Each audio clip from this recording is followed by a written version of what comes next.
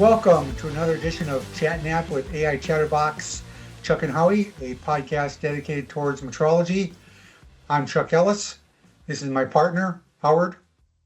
Hey, it's not always dedicated to just metrology or proficiency testing. Sometimes we kind of go outside the box, talk about other things. Sometimes I think we spend not enough time outside the box. There's too many people that are subscribed. I mean, we've got about 400 people that are listening to the podcast at this point. We'd like to get that higher, so make sure that you tell all your friends that to take a listen to what we have to offer to the metrology community. But it seems like they like it when you and I fight. I don't know why, but they like it when we disagree and we call each other names, things like that. Another word for that is banter. Banter. That's what I just want the audience to try to help us push this out further. I know it usually takes a little while for people to be aware of a new podcast and or become interested and for it to grow, for the audience to grow. So please like and share if you have any interest in this at all. And if you don't have any interest, just share it and ignore us. Yeah, absolutely. Otherwise, we won't be able to get sponsors, and we need sponsors for the. I could start wearing a shirt or something that says your company name on here, something like that. Now we're on like Apple. Yeah, Spotify, YouTube, but we're not like TikTok, right? No, we're not on TikTok at all. Should we be? I don't know. I mean, I don't do anything with TikTok, so I don't know. Well, here's what I do know.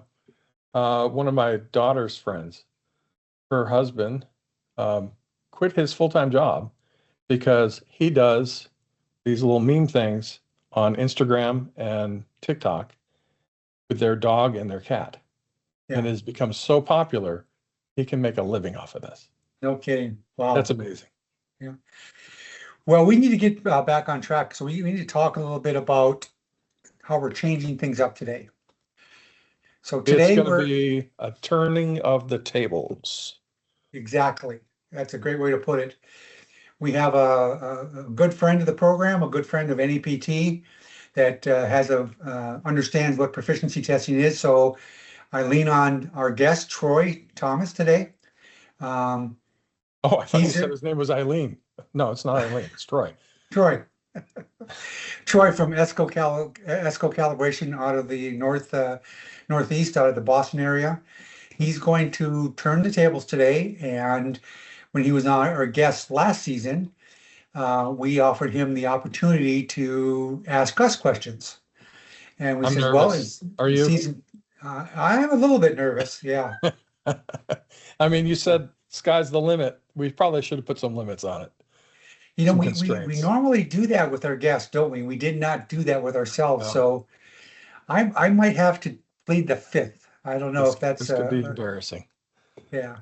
And so if I plead the fifth, and the other thing is we can always edit out what we don't want to say. We can say the answers. We have ultimate control. Ultimate control, right? Feeling like Johnny Carson. If we don't like it, we'll just say that he was sick that day, and they throw up a pre-recorded show. And speaking of the devil, welcome, Troy, hey guys, how's it going? Good, do you identify as an angel or a devil? Ooh, I'm late to this conversation. Can I go in the middle, depending what day it is? Wow. Yeah, sure. We were just sharing with the audience, Troy, that we're turning the tables. We talked about how when you were a guest last season, that you made a request to be a person that has the ability to ask us the questions that the audience might want to hear. And we like the idea. Matter of fact, we love the idea. But we failed to do one thing, and that's to put some constraints on your questions. All right, good. Well, it's funny. I still have the questions from last year, so I really didn't get to ask them. So I kept those and maybe added a few more. But full disclosure, you guys don't know the questions. We do not. We do We're not. not prepared. You may have to wing a couple. I don't know. We'll see what happens. Well, I told Howard that I can always just plead the fifth as well. Mm-hmm. No, what he said was, it doesn't matter what you ask us, we have edit control. That is true. That is true. So So with that being said, Troy, this is your chance to shine, and feel free to take the lead and start asking your questions or make any commentary that you want to make. I mean, feel free to be the boss. Awesome. I like it. Being that you guys are obviously in the proficiency testing world, I thought I would start off with proficiency testing questions. There you go.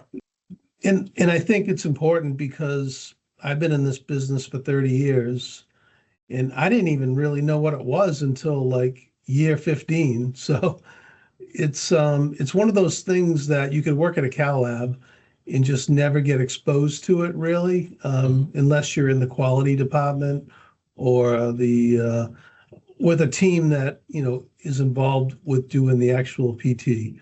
So I like to expose the proficiency testing to as many people as possible here at Essco, because it's a valuable thing and I think everybody needs to know what it is. And if you're an accredited lab, you absolutely should have an idea of what part of the accreditation that belongs in. So, yes, so here we go. Some of these questions might sound a little light, but being that there's probably some people watching that really don't know a lot about proficiency testing and might answer some questions for them as well. So I like that. Yeah. So the first thing I was thinking about was to do with traceability. Now you have this artifact that gets sent around the country to different places, mostly Cal Labs, or if not all Cal Labs. And at some point, is there traceability? I mean, I would think that is traceability with everybody that touches it, for one, but is there like a starting point traceability? Maybe like, is it the pivot lab that kind of gives it the starting point? How does that work? Okay. Is that a question you want to answer, Howard? Well, I mean, it starts with the pivot labs and it does fall into creating the reference value. But Chuck, if you want to expand on that, I'm sure the audience would be interested to see how that works. I'd be happy to. So what happens is that we do this under what we call a scheme design, and we adhere to the ISO. We have 17043, which is our holy Bible, such as 17025 is for calibration. 17043 is for proficiency testing providers who want to be accredited, and that's what we are accredited to. The assignment, what we call the established reference values for the reference value of the predictability of the artifact and the associated uncertainty, is a different ISO standard, and that's ISO 13528, which is the guide that you're supposed to adhere to when you're providing interlaboratory comparison program, and we adhere to that strictly. So in that program, we're required to first characterize the artifact. And when we characterize the artifact, we have a number of means that we do that. We will send the kit, or have the kit characterized, which is make a series of measurements between 3 and 5 independent measurements at what we call a pivot lab. Now, that's just a term we use. It means absolutely nothing in the big picture, except for we use the word pivot. So we will send an artifact out to that pivot lab. They will tell us exactly how that unit is performing. We then take those series of independent measurements that we got from that laboratory and make sure that that instrument is being reported as agreement between, first of all, the pivot lab. So if they send 3 technicians out, for example, real briefly, if we assign a value of 1 and uncertainty of 0.1, and those 3 to 5 technicians come back and they are not able to meet that in agreement with each other, we have a problem. So we have a couple of problems. Either the artifact is not capable of meeting that particular characteristic, or the laboratory, the pivot lab, uncertainty is wrong. So we have to solve that problem first. Make sure that the appropriate uncertainty is being assigned for the initial characterization. It's hugely important that we use that word initial, because we don't have enough data yet on the artifact to characterize the artifact with any reliability to that. And for that, you're supposed to have at least 11 data sets before you even begin to assign some sort of reference value that you have confidence in, okay? So then what happens then, so now we've got the artifact characterized. If we're not happy with that characterization that we've gotten from that pivot lab, we'll send that artifact to another pivot lab for additional characterization. And now if that additional characterization where those two pivot labs don't agree with each other, based on that, we will assign at that point in time an initial reference value and initial uncertainty based on those particular data submittals.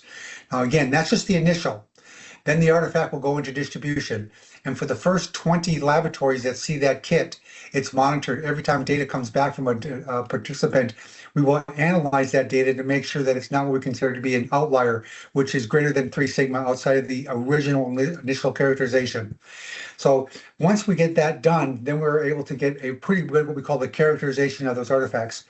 And for the record, the characterization is only done by those laboratories that have proven to be accredited. And that's where the traceability comes into play, is that the traceability that's granted by the accredited laboratory gets transferred over to the artifact, which is what we use in our particular scheme in accordance of ISO 13528. Now, 13528 takes into account all the measurements, all the data submittals, not just the pivot lab. Now, what we'll do then to make sure that the artifact is performing within what we call established parameters, the kit will go back to that pivot lab. And we're not saying that that lab is right or wrong. What we want to make sure is that those additional measurements down the road, you know, like after it's seen 10, 20, 15 laboratories, that the artifact has not changed, that it's still within agreement of those initial characterization laboratories. Looking for closure at that point. And this to remind the audience, this artifact is moving around, being transported all around the country. Yeah. So that's why you need that closure point to make sure there's nothing that's happened in shipping all the way around. Because if it is, and if it's off, you start all over again. Yeah. Yeah. Yeah, it's a very tedious process. It takes time to do it correctly. You're constantly monitoring the artifacts. You're constantly determining whether or not a participant's reported value is acceptable or not, or it's an outlier. It's huge. It's a huge process that we monitor a lot. You know, we have a lot of kits out there, so you can imagine how much time we spend monitoring the performance of the kits. Wow. Did you ever have a situation where you got through the whole process and you questioned the values and had to start over? Yeah, we've had a couple occurrences where we've had to determine that the initial characterization was inappropriate, was not correct. And then, of course, then you have to restart it. So then you take the second laboratory, and then you'll send the kit back to that second laboratory, and that second participant then becomes the pivot lab. A lot of work. Yeah, it really is. Indeed, it is. It's not as light as and easy as I think some labs believe it to be. So even if you're trying to run your own proficiency testing schemes and to have that within your own organization or across other organizations, interlaboratory comparisons, you still have to make sure you have everything in control, make sure it's robust, right? Yeah, and that's just a small piece of the puzzle too. Yeah, that's just it's a big piece, don't get me wrong, because at the end of the day, the confidence in your PT provider has to be that when they assign an established reference value, that value is defendable. And that is one of the most important things that we do at NAPT, is when we assign an established reference value, we are able to defend it through a history of data enrollments, not just one, not just, you take it and you send it back to your own internal lab. Would you say that it's legally defensible? Absolutely. There you go. Legally, all right. Yeah. Yeah. We could defend that in a court of law in accordance with ISO 13528. And I think we're the only PT provider that does it correctly. The other PT providers, they give you this marketing ploy that they have a better system. Well, 13528 is the standard, so that's what we use. If you believe in the better system, which doesn't include complete traceability and closure to a assignment of the established reference value, then maybe the other PT provider is what you want to choose. Yeah. Well, this is way more than buying a piece of gear on eBay and putting it out there for everybody to check. Absolutely. Exactly. It was a great deep. first question, by the way, Troy, because look at the answer you got. Yeah, that was good. I suspected I knew part of it, but definitely not all of it. So that's good. That's a good segue to the next question too. Um, I was poking around because I really don't know many PT labs out there. And that's mostly because we never had to look anywhere because you guys have been our, provider for a long time. And the service has always been excellent. So no complaints for sure. However, I said, you know what, who else is a PT lab? Like, it's not a big, well-known business. There's not commercials. There's no advertisements for it. It's very No. small and niche. So I poked around on Google and did see others, which I was surprised that there are a fair amount of PT labs out there. And it seems like they range from really small to even smaller. And I couldn't even tell where some of them were. It was really hard to tell. So was that evident to you when you looked at it, that at some of those that you knew they were fairly small? Is it based on the number of PT tests that they provide, or is it I can something else tell that stuck out? just by, I'm kind of a marketing guy, and I Okay. can tell by the effort of marketing that was Yeah. put into the program. It almost seemed like a couple of the websites were all like AI generated with a bot speaking of some sort. And it was confusing. Yeah. So with that being said, like any business, people have choices of who they want to use. Why would Cal Labs or people that require PT want to use NAPT? Like, what would be your quick commercial or your quick, like, you don't have 2 hours to explain it, but what's your quick blurb on that? Well, it's actually kind of cute, but let me start with something first that you may not know this, Troy, that Essco Labs is one of the handful of laboratories that have been with NAP through its entire 30-year history. Your organization was enrolled in the first 3 kits that NAPT offered 30 years ago. Yeah. Wow. And so you've been with us for 30 years doing PT testing. Wow.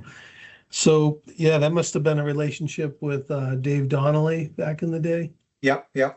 So yeah, so it goes back to when we first started offering this. Essco was like I said, one of the first people that signed up. We had 20 laboratories in the first PT, and Essco was in all 3 of them: the torque wrench, the DMM, and the gauge block. Mhm. Yep. Wow. Those were the first 3 that we offered. Now, to your point, when NEPT was started 30 years ago, every single body said, can't happen. You're wasting your time. There's no way you're going to do this. You can't do it. It's impossible. And the challenge was taken, and here we are 30 years later. NEPT is without a doubt the largest. Why are we the largest? Real simple. We're the only nonprofit PT provider for the metrology and test community. That guarantees our independence. That guarantees our integrity. That guarantees the ethics that we live by every single day. I'm trying not to be too arrogant here, but you're not going to get that combination of guarantee from any other PT provider. Mhm. That's so. And I know I don't want to take over Troy's role, but I'm curious, how long were you the only one in the US before others came along? Oh, at least 10 years. I thought it was Wow. long. Huh. Yeah. 10 Yeah. years owning the market. Well, He let me tell still you, pretty well owns it. well, we own it now. There's no doubt about that. Right. That NEPT is the most trusted provider out there. And if you're not, using NEPT, we have to question why, but that's a different conversation. Right. But the first, 6 years, getting the word out, and trying to market the product that we were offering, it was not easy. I'm telling you, that's a different conversation on the struggles that we had as an organization, developing all the different schemes and getting people to sign on. But the biggest thing that happened was people like yourself, Troy, people at organizations in that first, 10 years, they stepped up and they really helped NEPT to be, without that help we had in the first 10 years, we would not have been able to succeed. Well, in my mind, NAPT had 2 challenges at the start. Number one, it's a new business. Any new business is going to have struggles growing immediately. Secondarily, not a ton of labs were accredited yet. Nope. And so you're kind of building as they go, right? So it had to wait for them to catch up for you to be able to build from there. So, Yeah, that's a great point. Being that we were, in the early days, just an ISO 9001 certified company, switching over to accreditation was a big jump. And of course, with 17025 is proficiency testing. So that, in a way, just like us, ISO 9000 helped us because calibration is part of ISO 9000. So we were able to grow with a requirement that's going through the whole country, and the same with you. I'm sure, the accreditation helped you guys out a lot because it's a requirement. Yeah. Well, no, let's not make any, no doubt about this, that NEPT supports accreditation. Without accreditation, there would be no need for us. Probably less than 5% of our companies that participate in our kits are not accredited. We have quite a few, but those are laboratories that see the quality that comes out of participating. They have to prove their technical competency by their internal program, which is not accreditation. But they do, buy into what proficiency testing is. It proves that they're technically competent. That you just answered my third question, which was how many, or not how many, but do you even have any customers that are not accredited that use your services? And you said it's about 5%. Between 5 and 10%, I would is a good guess. That was back when I was more involved. I have to admit, Troy, that I'm a little bit retired now. So since 2024, I've been semi-retired, and I don't keep track of the numbers anymore. But back in the day, it was 5-10% were non-accredited laboratories. One of our larger clients that made it 10% was not accredited. They were 16 labs that we did we managed their program for them. Yeah, you do not have to be accredited to get some gain and value out of proficiency testing. Yeah, any lab great. can grow from this. Yeah, so they were using the value of getting a proficiency test done without having to do it for accreditation requirements. I'll tell you that organization firmly believes they did it the first 2 or 3 kits they enrolled, and they had issues and they had problems, and now they're sold on participation. They do above and beyond. They probably do more enrollments than accredited labs because they see the value of participating. Oh, good. Now we've definitely found our value. There's been times where it's a kind of a thing you have to do, part of your accreditation, and then there's been times where we made discoveries on things that really helped our program and learn things. And sometimes it's as simple as a ruler, and as complex as something like a high-end electrical device. But right. you learn a lot, and we were able to get more people involved into the program here and share the experience by having different people take turns doing these PTs, and we have a team, and if you're on the PT team now, it's kind of a big deal. It's part of the engineering group, and people want to be on the PT team. It's I've always it's like a privilege, Yeah, and you're doing the right thing, I believe, personally. But I've always thought that there's, the requirement to the book of 17025 to have every one of your parameters on your scope of accreditation run through a PT at least once in 4 years, right? So you got to cover that whole scope in a 4-year period. That doesn't say every technician who has the capability for each parameter should test. Right. But think about it from buyer beware, right? If I'm shopping for calibration services and I'm aware of the fact that proficiency testing kind of validates, it's a good blind study test to validate that you know what you're doing, that you're actually proving your competence, you're proving your uncertainties that you're claiming.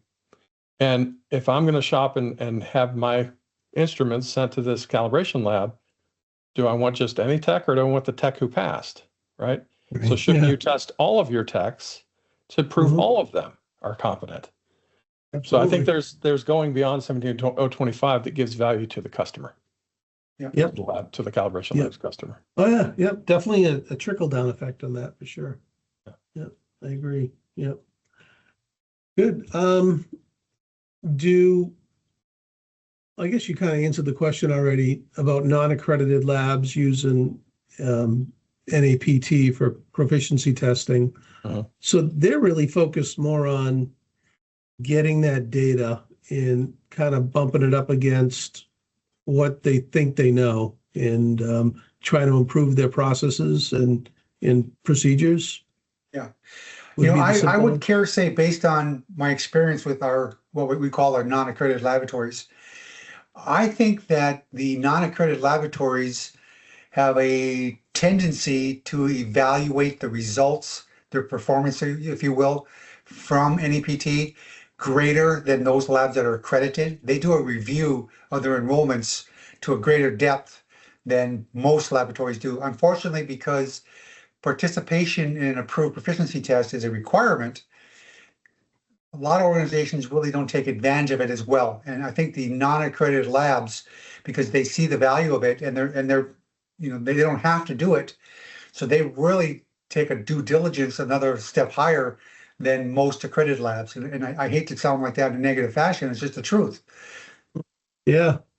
Well, we certainly have had a good experience using the service, and the fact that you've made improvements over the years with technologies made it a lot easier for us as well, as far as uploading information through the portal and tracking information, knowing when things are going to show up is very helpful for us. So as soon as we know something's coming, we send out a notice to everybody that's on the team to let them know that, keep some time aside to make sure we get this done. And we want to make sure we do it. I don't want to say we do it fast, but we do it on time because we know it's going to other places and we don't want to drag our feet on it. Right. So we love that part, the planning part. So You Yeah, mentioned the portal. hold sorry, on, Howard. respecting that process, right? Making sure it's packaged well, so you're not creating that break in the process and having to start all over again for everyone, right? So Right. respecting each other, all the other labs that are participating, and just protecting the process. That's good. No, it's important. You mentioned the Yeah. portal, and when you talk about why they should use NEPT, I cannot begin to tell you how many of our clients absolutely love the customer portal that we have. NEPT has spent a lot of resources on developing a tool that gives you, the participant, you, the enrollment, unbelievable flexibility in seeing your results, in managing your program, in doing a PT plan, and doing risk analysis. The customer portal, people come up to us and just constantly congratulate us on putting in place this free tool that gives you the ability to manage your programs to such depth that they've never seen before. And our competition, when I say our competition, are the PT providers in the metrology and test community. They have nothing like what we have in the portal. It's to manage your tests is just unbelievable. No, it is. It's huge. I don't know if people still have to wait for the mail to show up with your results, but I imagine it might happen at some places. And we probably have, Yeah. believe it or not, I think 5 participants. I think that's the number because we talk about it all the time. And we don't want to laugh about it, but think about it. In today's technology, we have a couple of customers, I think it's 5, that still require the actual hard report to be mailed to them, which is, but that's fine. That's Yeah. they're old school labs, and they're Well, participating. There could be valid reasons for that. I don't know the specific lab names. I don't need to know that. And you'll But never know that. I shouldn't. But I know that we have customers who, through government contracts, cannot have connection to internet and all of this. They can't take advantage of technology. Sure. They have to use hard copy reports for that reason. So there could be valid reasons for that. Yeah, Yeah. that's true. That's true. Yeah. Yeah. Yeah, good. Well, we love the portal. I'll say it's very convenient for sure. And in the fact that I'll say we make a big deal out of it when a PT comes in, and everybody knows that this is a shared device that's going to be going to other people. And not that they take care of everybody's equipment, but when it comes to an artifact, there's definitely a different level of being careful with it, because there's a lot of dependency on this thing. Even if it's a $69 stopwatch, it's still, it doesn't matter. It's still an artifact. So, Right. you know, doesn't really matter the cost of the unit. It's about what you're getting from the unit in regards to testing. So That's correct. Yeah. mhm. Yeah. So I was curious, how many artifacts or kits does any PT own or have available at this point? Yeah, I think right now, the last time that we had, I was up there, I think we have 154 kits in distribution. Wow. So it's growing, right? Yes. Mhm. Yeah, well, obviously, like I said, we're the largest, and we have, I want to say probably 7 pressure kits. We have, like 5 torque kits. We must have 4 gauge block kits, mass kits, time free. I mean, we've got them all. There's no doubt about it. And what's interesting about that is, for example, like the DMM. I think we've got 8 DMM kits that we have, everything from the 3.5 all the way up to the 8.5. And because that is one of the most in-demand kits that we have. That's why we have so many of them, because everybody wants a DMM because they can prove their AC, their DC, their low frequency type parameters with a DMM. It's one of the biggest kits that we have. All our DMMs are always in circulation. So when you talk about a $79 kit, sure, what's a 3.5 digit cost nowadays? $200? Yeah. Right. Yeah. So it's not like if you wreck it, but what you wreck when you do that, when you have what we call a bad enrollment, everything all the data that's attached to that. And data is valuable information, especially to us. We have that history, the performance records. When you damage an artifact, all that goes out the window, and we got to start from scratch. Yeah. And that's the costly part. And people don't realize that when we have something happen to an artifact, it's not us. I hate to say it, but it's really you. When I say you, the test and measurement community, that has damaged the artifact. Because we don't make measurements. You could have a dozen participants plus the pivot lab, right? And send it through 11 of those participants. Something happens in transportation. Even though all that data is collected, you don't have the closure point back to the pivot lab. So it's done, right? Yeah. Start over. Yeah. So that's a big cost. Yeah. For you guys. For everyone. And for those other people, because if we have to send an artifact back to a laboratory to be retested, you just spent how much of your resources, 4 or 5 man hours? Now you got to spend another 5 hours on that. You're going to be mad at us. When I say the particular client is mad at NAPT. Well, you shouldn't be mad at us. You should be mad at the community because you didn't treat the artifact with care. You didn't make the measurement properly. You didn't do contract review. You didn't ship it properly, or whatever the case may be. That was my point earlier, is that you've got to respect that whole process. There's so much involved. Yeah. Well, if you're going to take it seriously, you got to take the steps to ensure that everything works out. So. Correct. Yeah. Oh, that's interesting. Huh. Do you ever have an OEM approach you to like donate a artifact for maybe like a trade of services where you get the artifact and they get to look at the results after a year and see how their unit behaved? Anything like that? Absolutely. Yes, we do that quite often, to be quite honest with you. They don't get to see the results of the other enrollments. All they get to see is the raw data without any names attached to it. It's totally independent. They would get the exact same report that you would get, Troy, if you were a participant. They don't get anything extra. But we have probably 30% of our artifacts are donated to NAPT, or what we say on loan to NAPT. Right. And then this is where the OEM becomes, quote unquote, the pivot lab, where they'll take the initial characterization of the artifact. We put the artifact in distribution, and then at the end of the distribution cycle, they'll get it back as well. We also have a lot, well, I don't say not a lot, but to me it's a lot because it's probably 20, 30 laboratories, organizations where we run a program just for them, just for their internal labs. So they will send an artifact that belongs to them. They'll send it to all their labs, and they're the only ones that participate, a kind of a closed, laboratory comparison. And we do that quite often as well. Right, kind of like a private private event. Yeah. Oh, invite only. Yeah. And we've run those from, for example, even NIST. We've been contracted by NIST to run, not say run, but to manage the independence of it. So we can collect the data because, if for example, if a government agency were to, run an ILC, then you as a person outside could technically subpoena and get that data through the Freedom of Information Act. When you come through, if you have us manage it for us, we're not obligated to comply with any type of Freedom of Information Act because we don't fall under the government. We're an independent organization.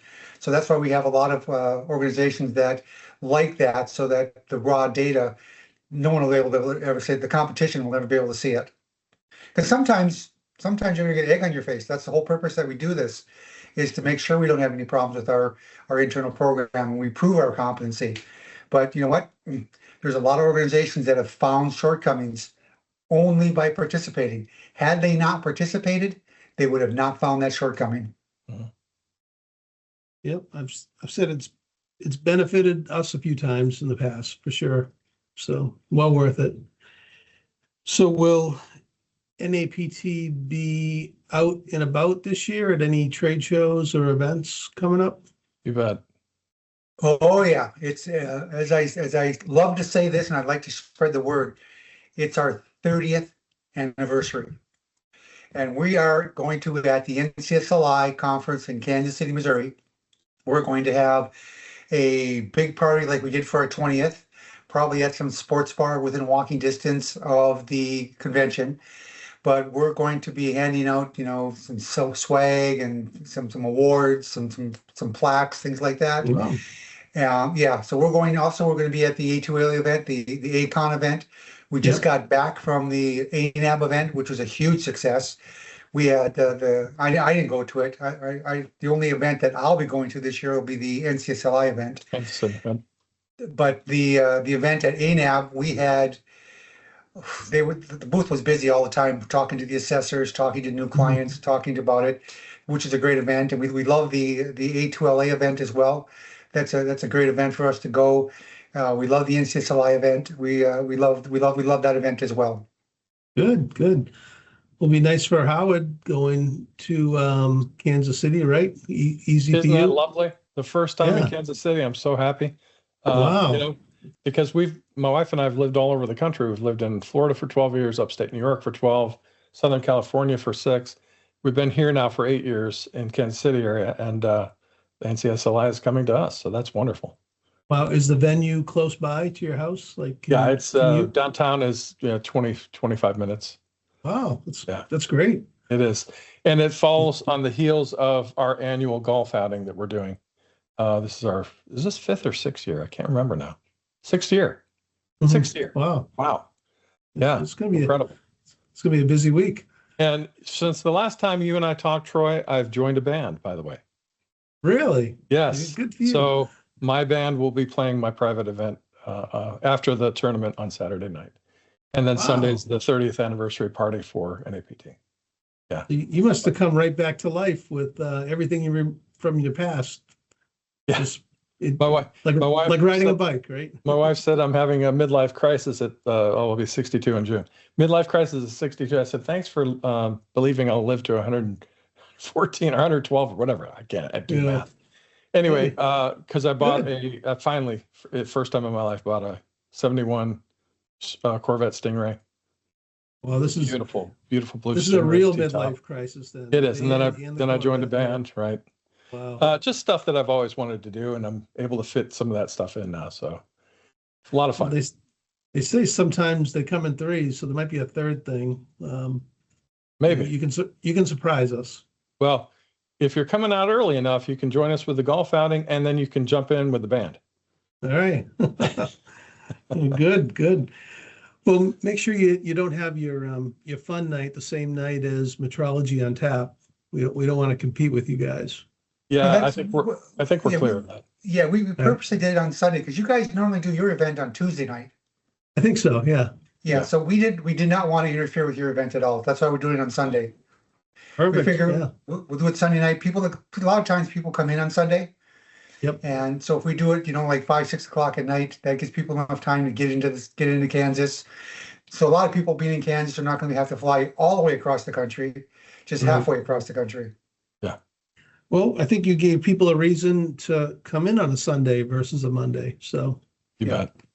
we usually pick our artifacts kind of ahead of time. Like, I think you do it like you pick for the year and you check off which ones you like. Is that still the same process? Well, we love to plan ahead. We really request and we work with organizations. That's one of the reasons why we have the PT planning tool on the portal. It's a free service. You don't have to be a member of NAPT even to get the free planning tool that you have. It's a fantastic tool. The people that use it absolutely love it. So if we're able to determine what you want the entire year, we can kind of block it to where we don't have to send the artifact, for example, across the world. If we know that you want to do it in July, and there's like 6 other labs in the Northeast that want to do it throughout the year, we can schedule it all in the same area so that we're not going to see the abuse of shipping that artifact, from New England to California to Florida to Illinois to Texas. We try and minimize the distribution where it doesn't have any adverse effects on it. But a lot of times, though, we do have a program where if you need a kit tomorrow and you really need it, a lot of times we can work around that. Especially if you're a member, you get what we call priority seating if you're a member. So there's a lot of ways to get you the kit if you need it immediately. We wish that all our people did as good planning as you guys do, Troy. We love to have organizations that plan their stuff up for the entire year. But the truth is, no, people don't plan out as well as we'd like them. But what happens is we say, well, when's that kit available? We say, well, not for 6 weeks. And they get mad at us because they don't have a kit that suits them tomorrow. And we do have another program where you can pay a surcharge to get the kit right away, but people don't want to pay that. I can see that. But the fact is they want to inconvenience, 12 other labs so that they can get the kit tomorrow. That's just not how you operate a business. Yeah. I can imagine that could be kind of hectic trying to coordinate all those artifacts for the whole year based on pre-planning and maybe not pre-planning. It's you need a scheduling expert, I think, for that. Well, I'm gonna give you another clue. We have our home written database that manages literally everything about it. And at some point in time, maybe we should have a show, Howard, on how we actually the tools that we use. But we have spent, and I kid you not, Troy, at least $2 million over the last 20 years on writing code that manages literally every piece of information surrounding a kit. So I can go into our application, what's called our ILC management application, and I can tell you literally everything you've ever done in the entire 30 years you've been with NVT, what you got due, what your status is, what your current kit statistics are. You can, in the portal, we've got it written where you can go into it, and you yourself can analyze data as well now, where you can see all your past performances. And you can take, for example, if you had 3 technicians do 1 kit, you can go into the portal and you can compare how they did against each other and against the established reference value. Just a plethora of information that we offer now. But the truth is, had we not made that investment, we could not offer the service because we only have like five full-time employees. We could not do it with as many employees as we have, as much logistics that we have to manage every single day. We couldn't do it without automated tools. Yeah, it's neat. I'll give you an example of maybe a year or 2 ago, there was an attenuator that we requested as part of our artifact for the year. And when it came in, people didn't recognize it. They're like, oh, what is this thing? It's really old. It's I think it might have even been waveguide or borderline waveguide. level. And they were questioning, like, all right, we haven't seen something like this in a long time. How do we approach this? Well, first read the directions, see if there's information there. But they forgot that we actually had this PT in the past, like years ago. And Mike Olson remembered that. And he was able to go look it up and say, oh, yeah, I remember this one now. And here's our results from a long time ago. So that was very, very helpful for him.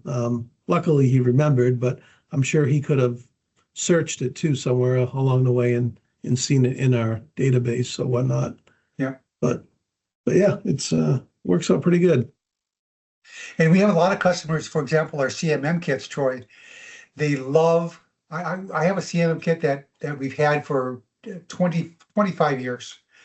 They will not let us remove it from distribution. And the reason being, they get this kit every quarter and they run the enrollment 4 times a year to certify their CMMs. That's their gold standard. We have such a history of data that the predictability of this data is rock solid. So they're able to make measurements 4 times a year and extend out their calibration by participating in proficiency tests. So this is their way to extend a calibration, which is, to calibrate a CMM is very costly. So the cost to participate in an enrollment is cheaper than to do a full-blown calibration. So that proves that their machine is operating within expected parameters. And that's what a lot of our kits are like that as well. Some kits do drift, a lot of kits we change. And what a lot of people don't realize as well, I'm going to give you a hint. A lot of times we will throw a curveball. We will purposely go into a kit and misalign it so that it's out of tolerance, right, and to see if you catch it or not.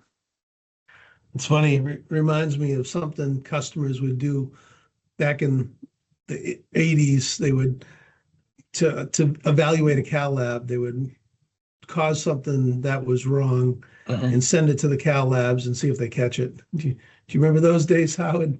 I do. Yeah. So that's a great point, though, Chuck. PTs are not about meeting a tolerance at all. No. It's about reporting the value and the uncertainty that you have surrounding your measurement. And that's really what you should be focused on, regardless of what that value is. Now, it's natural for a calibration laboratory technician to say, is there something wrong with this? Right? Yeah. Oh, yeah. Did I do something wrong? Is there something wrong with the artifact? Should I stop the whole process, stop the clock, and throw up the red flag? Right? So, but there's nothing wrong with doing that to make sure that it's unbiased and it's a blind study test. Yeah, we do that. We do that quite often. And what's funny is people always, they get mad because they always want to say, well, it failed calibration. We're not asking you to do an assignment of a pass or fail on this test. Right. That's, and we write that literally in line 1 of the instructions. So people, when they say, well, I can't do it, it failed. No, it did not fail. We never asked you to issue a pass or fail. Right. So read the directions. Yeah. Yeah. No, it's in this world, it's just you become a creature of habit, and that's how you think all the time. So yeah. I will say that being on the advisory panel for some time, and also just recently kind of filling in a little bit here and there and answering questions from participants. Please, if you're a participant, read the instructions, follow the directions. It'll answer a lot of your questions, because you're eating up a lot of time of people to answer questions that you should already have the answer to, right? So just follow the process, read the instructions. That'll answer a lot of what you need to know. Yeah, that's what we have a kind of an initial meeting with our PT team when it comes in, and we read it and see if anybody has any questions. And if there are questions that we don't know, well, let's email NAPT and see what they say. Absolutely. Yeah. Sometimes, you get one that, it's not crystal clear to us, but it might be crystal clear from your end, Correct. So, but that's the whole part of the service is you can just shoot an email or make a phone call and you're going to get your feedback right away. So, yeah, like I said, we literally in page 1 of the instructions indirectly tell you need to perform contract review. before you go any further. That's part of 17025 is you have to do contract review. And so when we get people that call up with questions that are in the instructions, that kind of, I mean, again, I'm putting my size 13 in my mouth right now, but that tells me you're not doing contract review. And so you're an accredited lab, and one of the first things you do when you accept a new piece of equipment into your laboratory is you're required to do a contract review. And so if you haven't done it, you've just proven you haven't, and that you're not following 17025. Exactly. Yeah, exactly. Yeah. That's I can see that happening from time to time. Sometimes, everybody's responsible for contract review. I always say that here, whether you're in shipping, an engineer, a tech, customer service, but a lot of times the same people do the actual contract review event every day, and other people aren't exposed to it as much. So they can get confused. Like, wow, I actually have to read instructions here. But just read the instructions and follow the steps. Yeah, exactly. Yeah. Good. Well, we got time for about 2 or 3 more questions, Troy. All right, good. How about this? Switching gears a little bit. To what level do you think AI will help calibration in the PT world moving forward, or not help? That's a good corollary. Well, let me go first, Howard, because you're more experienced at this than I am at this point in time, since I'm much older than 62, and my midlife crisis at 124. But we do AI right now in the customer portal. You have the ability to do your risk analysis on a global event within your organization. And in that risk analysis package, we offer you the ability to take all the information that you've entered into it and create a risk based on AI. So we've already incorporated AI tools into some of the services that we offer. Well, that's neat that you're actually using an AI tool now in proficiency testing. Yep. Oh, yeah. And like you said, you've already gone through your midlife crisis and you've adopted something new in the world. That's really good. Well, if I live to be 124, I'll be very happy. But I'm a couple years older than Howard, just maybe 1 year older. Very happy, but will you be very broke? Are you planning for that?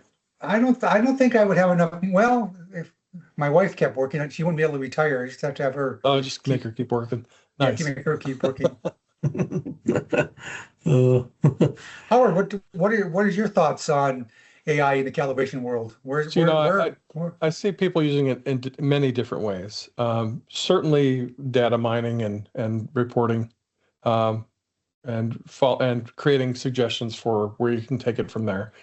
Maybe adding on to that where it sees gaps and recommends training might be good. And then there's also things that I see on LinkedIn, some of the people using AI to just collect information about a topic. And then, of course, the author is going to go through and scrutinize it, clean it up as needed.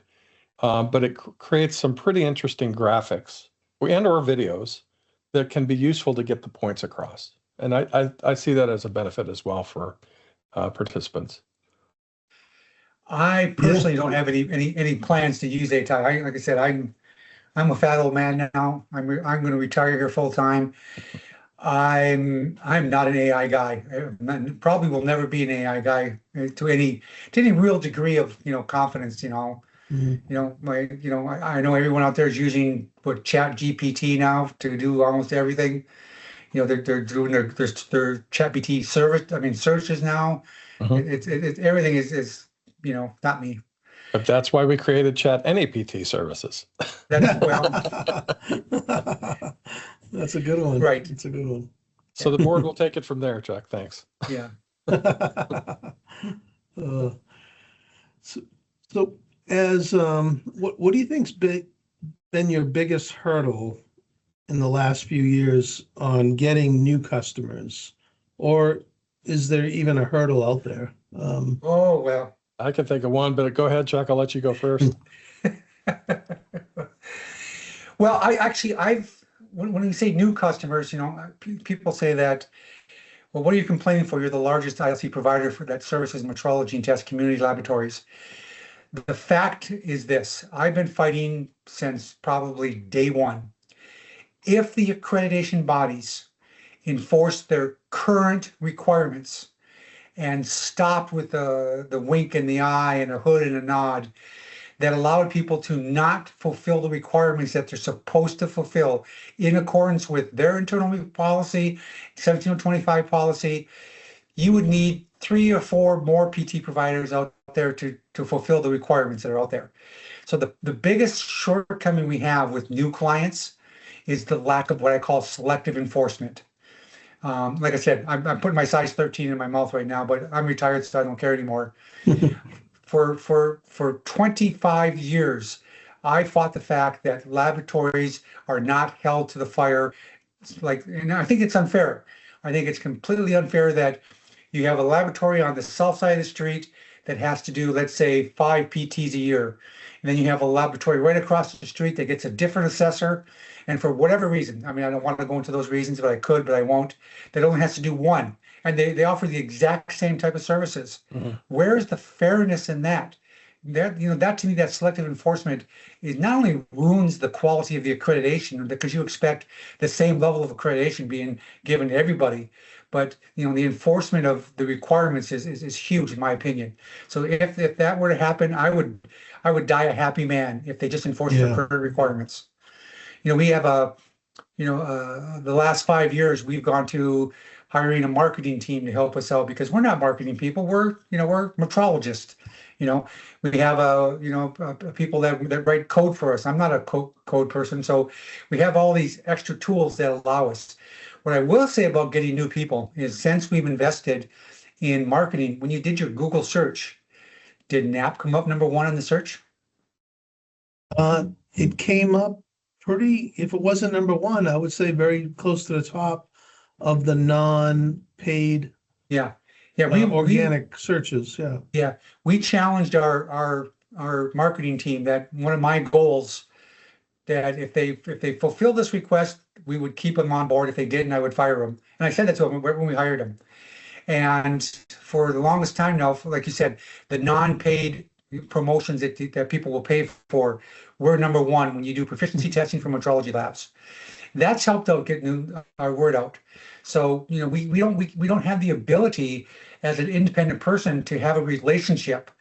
You're not supposed to have a relationship with the accreditation bodies. You're supposed to operate independent. Mm-hmm. And so the accreditation bodies don't call up and say, hey, John Doe from 1023 Main Street just got accredited today, call them up. That doesn't happen. We have to find out who's accredited. So we have a number of ways that we do that. And it's very labor intensive to do that as well. Mm-hmm. Yeah, the reason I asked that question, only because it seems like as things go in cycles, I would guess, and I'm completely guessing here, that most Cal Labs in the country have already reached 17025 in as far as getting accredited. And there's only like this much left that's not accredited yet. And I guess those would be your targets. That's going to be internal labs. That's going to be like with Transcat, we have client-based labs. Some of them are accredited. They go the extra step because they see the value, or they have the requirement from their customer base.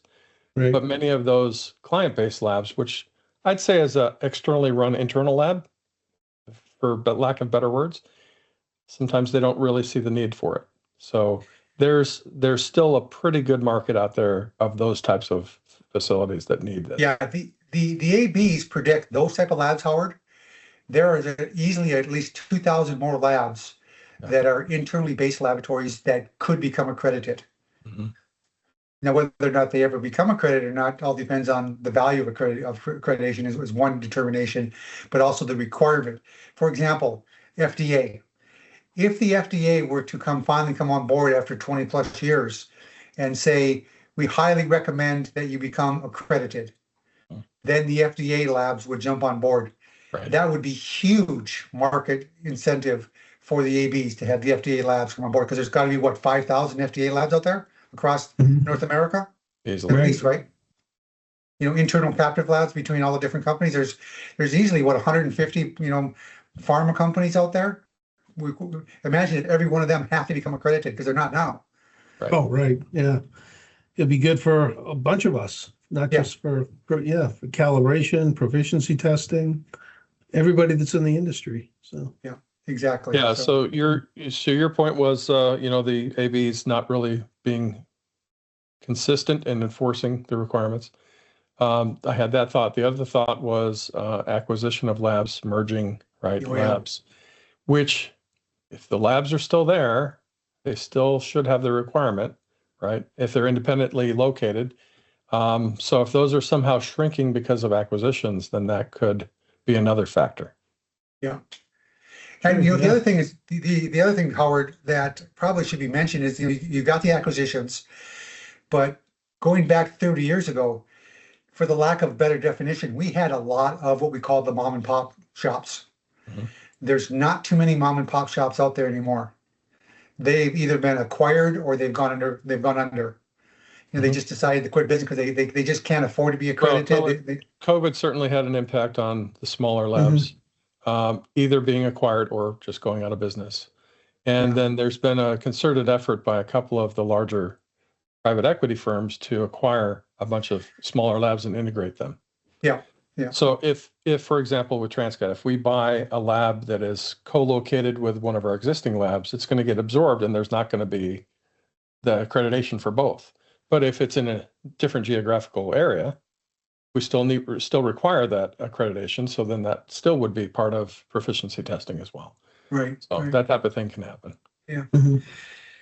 So Troy, we're starting to run out of time. So you get one more question. So think about it. Make it good. Make it a good question before we got to start to think about wrapping up today's performance. Let's see. We hit some good ones, but this could be a long one, but you can explain it as quick or slowly as you'd like. You guys have a lot of experience in this industry, and you've seen different phases of the industry change over the years. Do you think we're heading towards a situation where OEMs are going to start locking out third-party labs more and more, as we get into deeper technological instrumentation where it's easy to do that? Or do you think the Right to Repair Act and things like that will help us stay afloat and be able to continue to service these instruments? And does that question make sense? It's a very good question. And if you don't mind, Chuck, I'll start with that one. No, not at all. So we've been dealing with this for 20, 25 years, maybe longer, where there are some OEMs who either claim proprietary information and won't share that data with you, or they won't sell the software to what they view as competing companies. Now, when we have a client that has specific instrumentation, let's just use National Instruments as an example. Not saying that they do or don't, but let's say they have National Instrument cards that they operate. This is the end user that's buying from NI, and they require the software to run those NI instruments and be able to operate their production facility. They have either an internal lab that does the cals and they have that software accessible so they can do the calibration using Calibration Manager, or they have an external supplier that's needing access to that. The external supplier can't get it direct from NI, perhaps, but they'll sell directly to their client. So maybe that's a workaround to say, okay, you're going to own the software, we're going to use it so we can do the calibration for you. That could be one way to do it. But we're already seeing that happening in those types of instances. Either proprietary information on their hardware or not having access to their software. So that's already been happening for quite some time. Will that continue to go that direction as technology gets more sophisticated? Imagine that still will happen. So to a larger degree, I don't know if that's the case. I guess I could predict that it could happen a little more than it is today as a percentage. But for the most part, I think we've been seeing that for some time. Yeah. Yeah, we've been seeing it as well. And it's not happening as aggressive as I worried about, which is good, but it's definitely happening to some degree. It's at a slow pace, so it's easy to kind of look at other markets and other calibrations that may not have that type of technology on it. Right. We may have to calibrate more torque wrenches in the future, but maybe.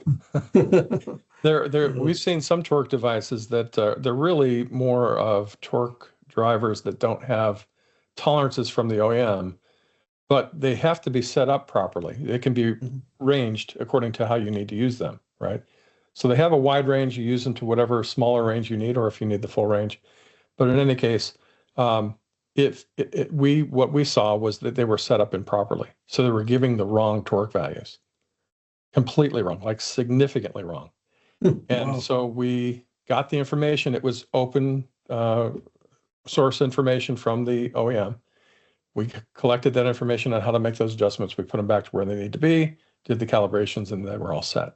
But for who knows how long prior to that, they were using them incorrectly.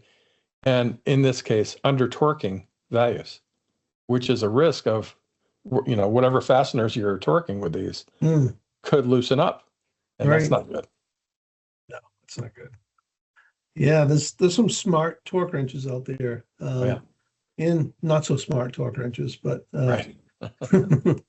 Yeah, a lot of torque wrenches have software now. Wrenches? They do, yes. Yeah, a lot of them. Yeah, thanks. That was a good one. Believe it or not, everybody's dealing with, to some degree. We've reached the end of the time, Troy. That was fast. It always goes. As you know now, this is your second visit with us. How quickly the process goes. Very quickly, yeah. Yeah, I loved your approach, though. The questions were fantastic. Yeah. Good. I feel like I hogged the show today, Howard, so I apologize for that. Well, the questions were really aimed at NAPT, and you have that deep 30-year knowledge, right? Plus. And I think this was absolutely beneficial information for the audience. Whether you're seasoned or new to this, I think that's good information for the audience to have. I think I got to work on my pitch, because I forgot to, my pitch mention the fact that we're the only provider that has a full-time staff. We're not out as a part-time assessor. I mean, they treat their several of the other organizations, they're all assessors. They treat the PT as a part-time job, and they don't give it due diligence like NAPT does. I'm not going to be ashamed to share with the fact that we're the only full-time people that do this. We're the only organization for metrology community. There's other PT providers that provide other disciplines that are great. Don't get me wrong. I'm not trying to minimize them. I'm talking about simply the people that offer services to the metrology and test community. NAPT is the only organization that's got a full-time staff. We're the only one that's got a dedicated customer portal. We're the only one that's when you call a phone, we answer it. We're not out doing assessments, or we don't have another boss that we report to. We don't have any conflicts of interest, if you will. So I got to figure out a way to put that all together in my elevator pitch. But it's hard to put all that into one. So I'll work on it though, Troy. I'll work on my elevator pitch. That's good. Yeah. It's about time you had a chance to talk about what you guys do a little bit more instead of asking everybody else. So yeah. Well, I appreciate the questions. I agree with Howard. They were right on. It became a very informational, podcast about NAPT, and that's great. Maybe we're overdue on that. So it's I'm not unhappy that you dedicated the podcast to learning more about it, and I'm sure our audience will love it as well. I think this episode will be one that NAPT will put on the website as a reference to. You have questions about how this process works? Take a look. Yeah, exactly. So definitely some great information, I would think, that's help people that are in a decision-making mode. So absolutely. Right. So Troy, before we go around the horn, any last words that you have before we call it a day? Wish everybody the best for a good 2026. What could go wrong, you know? Don't jinx it. We didn't get into No. any politics, which is great, but you know, we're gonna have to have a whole show on just politics at some point in time, but Well, I know better to do politics with you. So. There you go, Troy. Words of wisdom. There's his words of wisdom. Chuck, that'll be your farewell episode. yeah, I will say, even if you talk politics with Chuck, he's very fair, and he has a good ear. So, yeah. You know, I've been told, Troy, that I should run for, you know, like a state senator or congressman or something like that, because I've been complimented several times about that I can listen to both sides of the argument and come up under middle ground. I have, you know, and I hate to be cliche and say that I have a ton of friends on the left and a ton of friends on the right, but I really do. And you know, unfortunately, we've gotten to a point. I don't want to get political because we're running out of time, but it's that very low majority, that low 10% that's way out there on the left, and that very low 10% that's way out there on the right, that are wrecking the ability for you and I to come in the middle and actually get something done. And those outliers, what I call them, that 20% of those crazy people, they're ruining the world. That's just the way it is. They put the liar and outlier. Exactly. That's good statistics, and based out of all your knowledge of running numbers, that sounds about right. Yeah. That's a very well-known number that's out there. It's just the fringe. The fringe that's reckoning, and the media is just eating it up because they want the click. They want the clickbait. They want you to, you know, get on their program. They want to be first to report the wrong news. That's what I say. Turned now. into. Yeah. You want to be the first to report the wrong news. Good for you. That's right. Yeah. Howard, any last words? You know, just take the time to make sure that you're thinking through your processes when you're doing calibration work. Okay. Yeah, it's a good one. Yep. Well, Troy, again, I want to thank you so much for your second appearance. Now this means we got to book you for season 3. So you're going to become a regular. We love having you on board. You've got a lot of knowledge that I think that the community needs to know about as well. We look forward to seeing you at NCSLI.